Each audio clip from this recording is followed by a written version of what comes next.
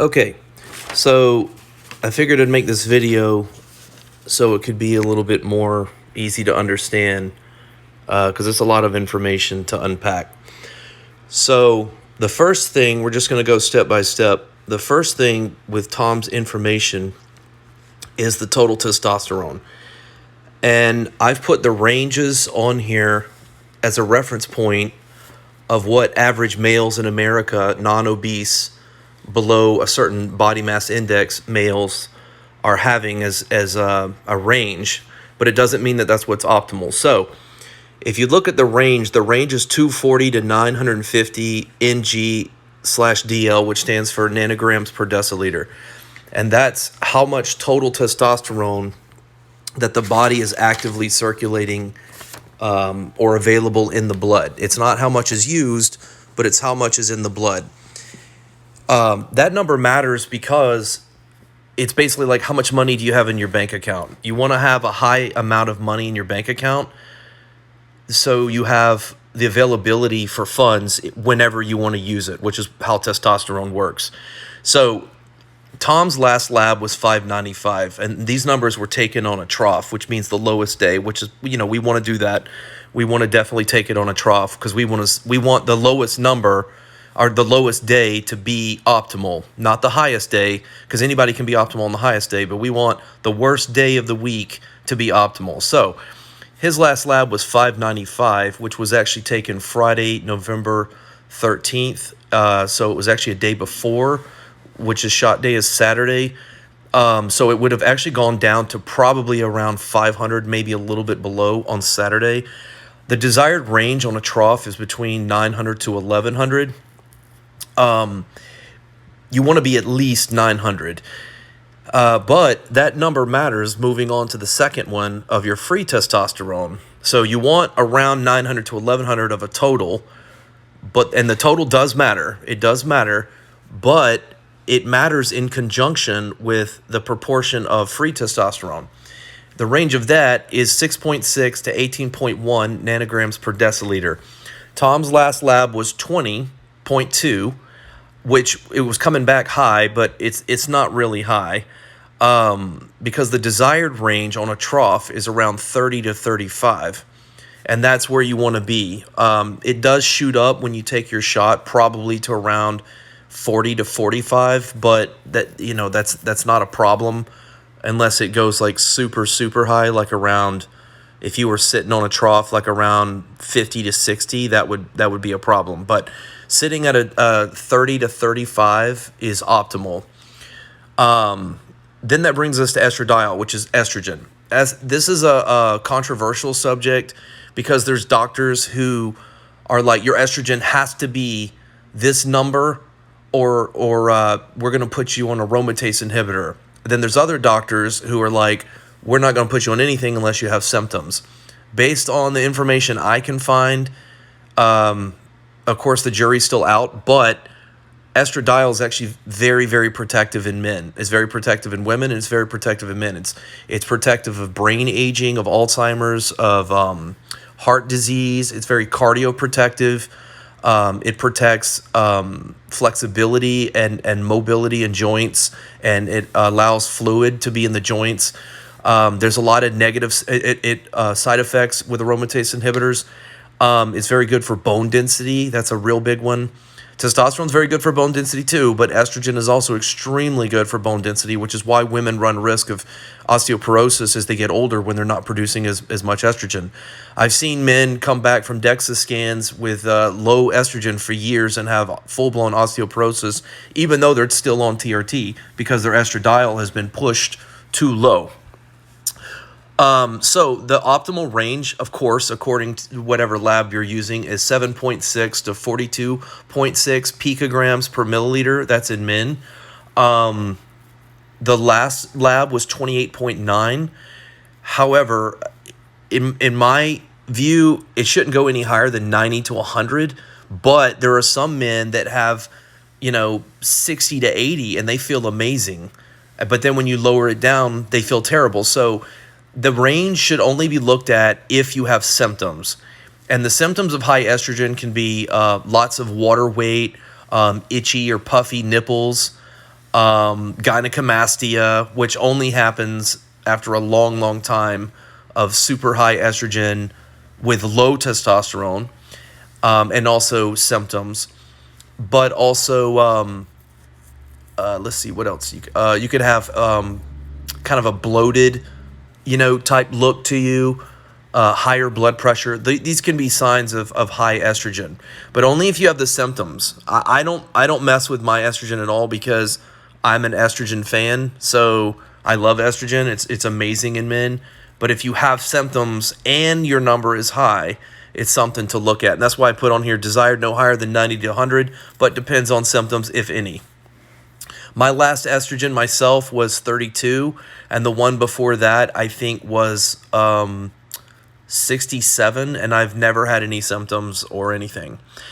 The next one is red blood cell count, or RBC. Red blood cell count is how many red blood cells you have in a certain volume amount of blood. That number matters because with testosterone, it stimulates the bone marrow to produce red blood cells. And that can lead to certain cardiopulmonary conditions like stroke or heart attack because it's having to work harder. However, the other side effect of having that too high is you would have a redness to the skin, the blood pressure would be up, but your energy level would be very high. You wouldn't have any type of energy problems or cardio problems at all. So, again, symptoms matter. Having a little bit elevated red blood cell count is not a problem, but having a extremely high elevated red blood cell count combined with other factors absolutely matters.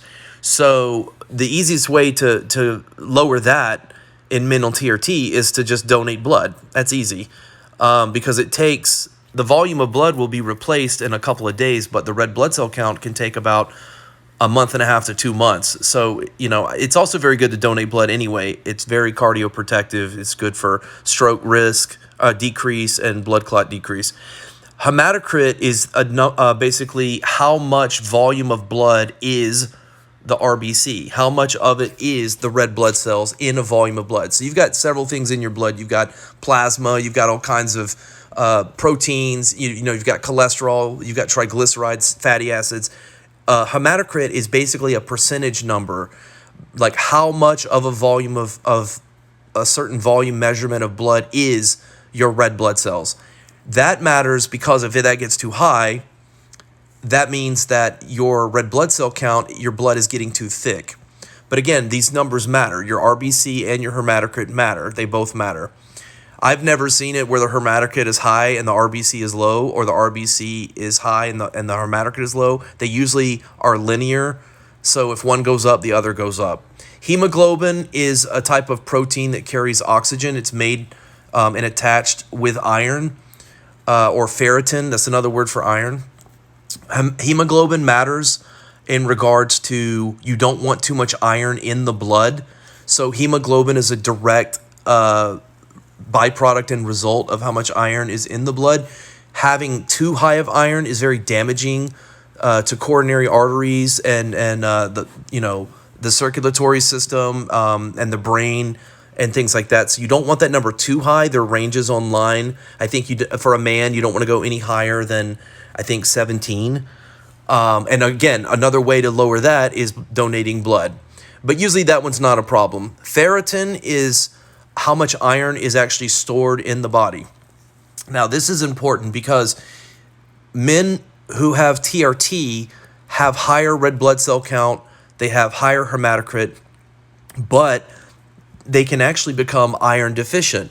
Now, how does that happen? Well, as the bone marrow is making more and more red blood cells, it's using the iron to create those red blood cells, and that's your ferritin stores. So men can be on TRT with a high RBC, high hematocrit, and even high hemoglobin, but low iron, so they still feel fatigued.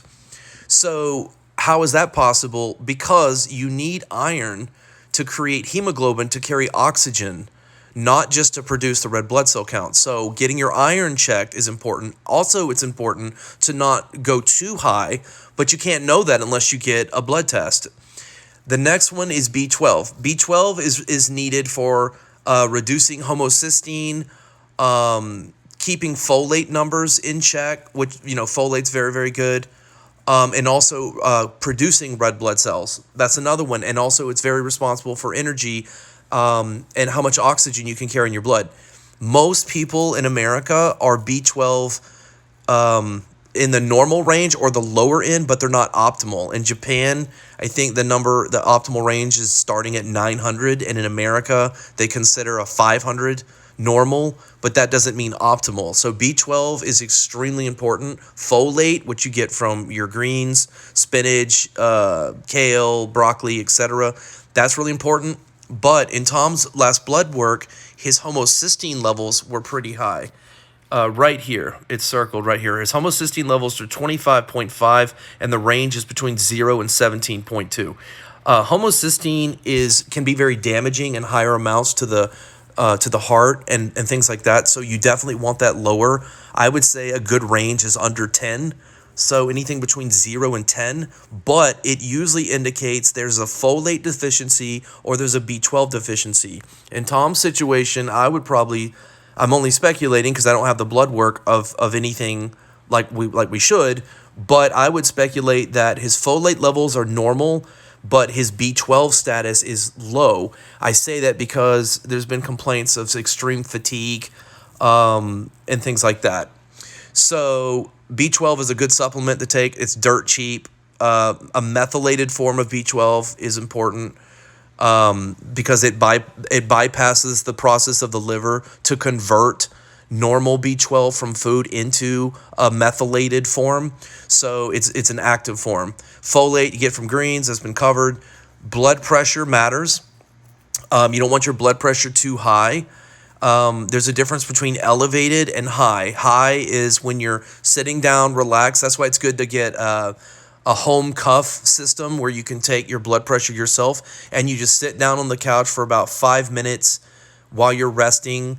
And then after 5 minutes, then take your blood pressure. Whatever that number is, that's your actual blood pressure. Not when you go to the doctor, because when you go to the doctor, of course, it's going to be elevated to some degree. By what degree? You won't know that unless you measure it at home. So I think being comfortable and relaxed and calm, not, having done a workout or anything, but just sitting on the couch, totally relaxed, then wait 5 minutes and then take your blood pressure, and that is an accurate number. So your blood pressure matters, obviously, especially on testosterone. Your resting heart rate matters. Again, you take this while you're sitting comfortably at home, you're relaxed, not after a workout. You're just totally relaxed, and then you take that. Usually they have cuffs that'll take your heart rate and your blood pressure at the same time. You don't want an elevated resting heart rate, of about anything over 100. You don't want that.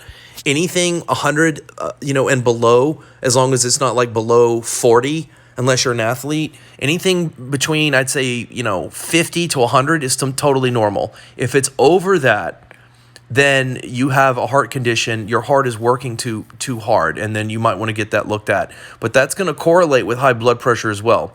So if you have a high heart rate but low blood pressure, you could still have a heart problem, but usually it's just anxiety or something like that.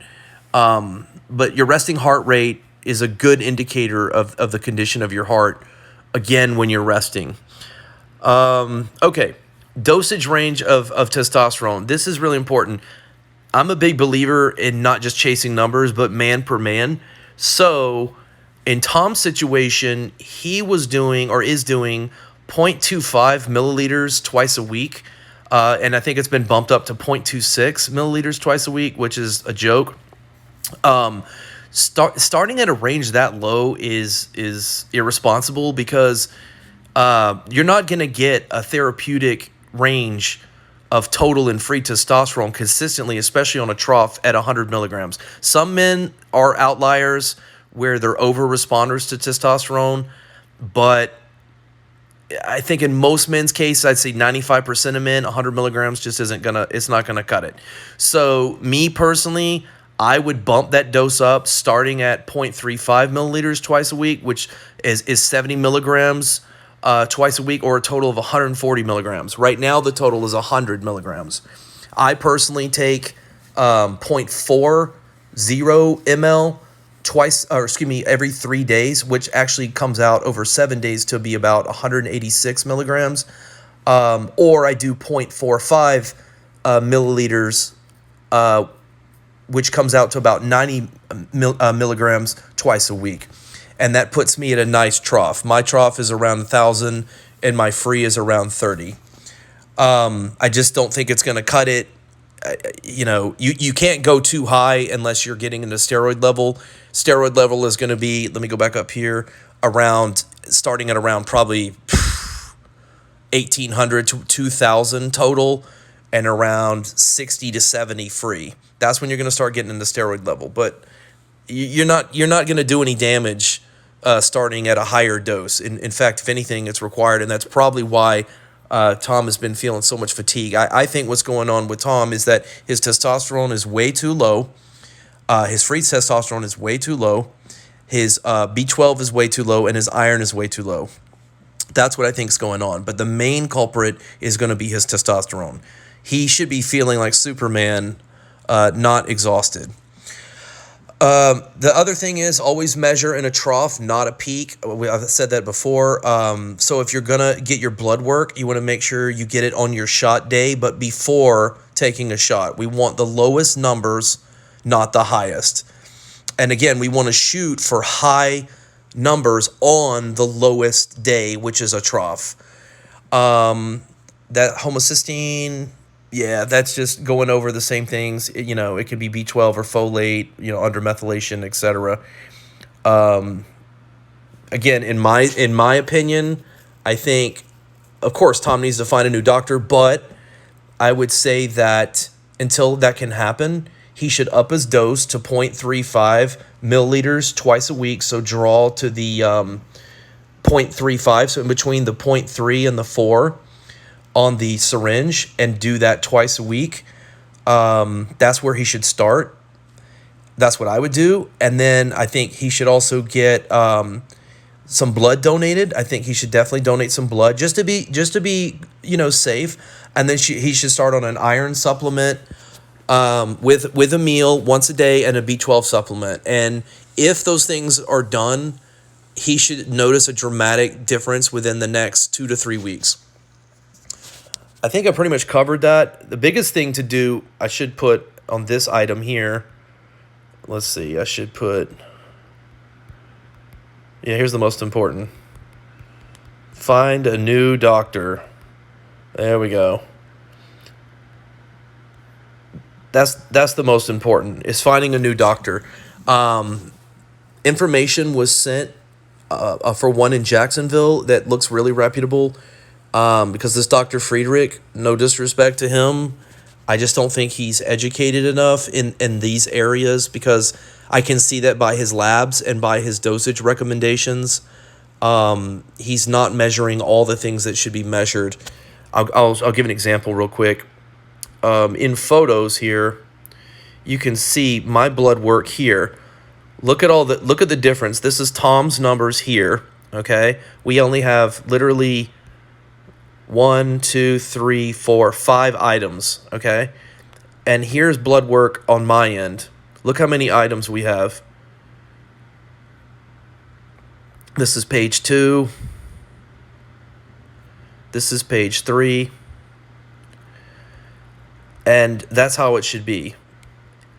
We should have so much information that we don't know what to do with it, not limited information where we're trying to do guesswork. It's like we're trying to watch a movie through a keyhole and then discuss what's going on, where we can't even see the images.